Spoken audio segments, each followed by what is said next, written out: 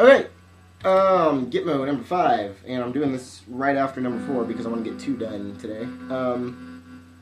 So, yeah, today I'm going to teach you how to palm mute, and this is important. There's a lot of songs, a lot of really good songs that require palm muting, even if it's just little stupid riffs to let people know what kind of tone your amp has. You're going to want some palm mutes just to show it off. So here's kind of what palm mutes sound like.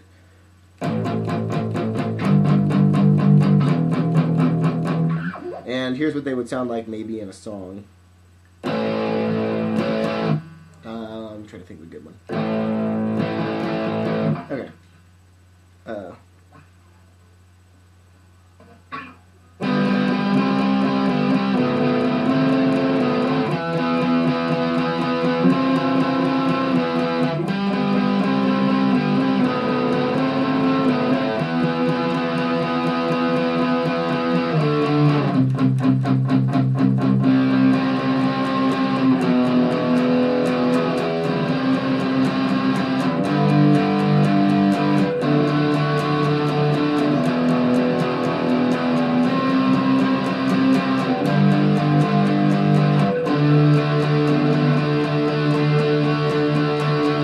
So, in case anyone was wondering, that's Sadie by Alkaline Trio. But that song used a lot of palm muting. There's a part in the MTV version that they were forced to do.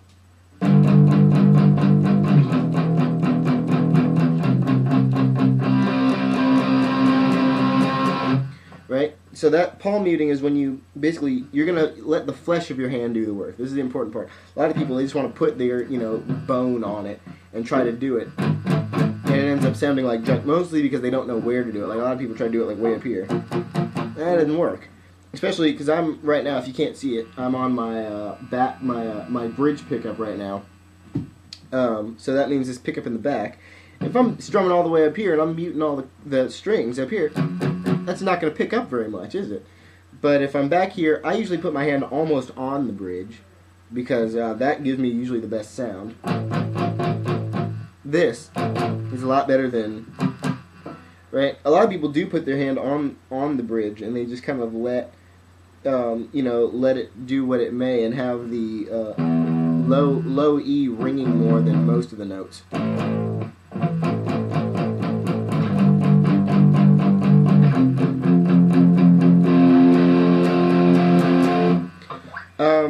I guess that works. I don't usually do that. I like to keep it almost on the bridge.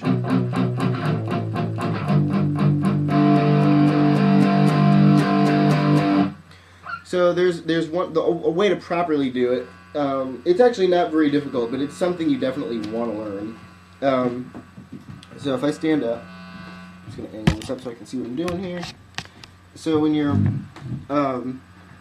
about to palm mute, you just put your hand almost on the bridge. A lot of people, especially with Strats, I've noticed this is a problem.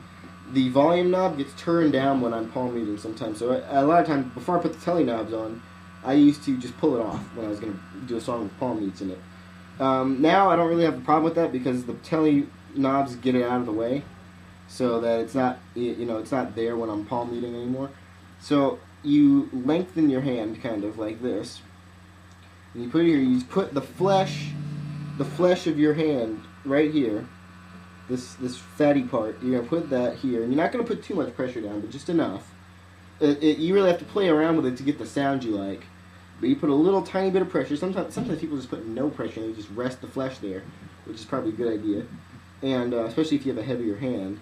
And you strum, but you don't move that off the spot. Normally when you're strumming, you do something kind of... When you're palm muting, you don't do that part. You just leave it there.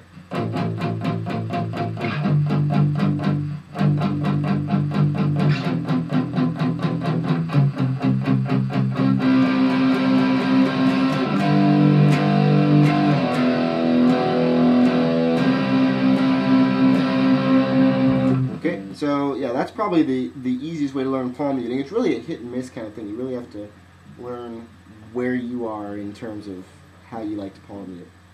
So that's how you do it. I promised picking techniques. That's how it played out. So I'm not sure what I'll do next time. I'll figure something out though. Until then, keep practicing, everybody.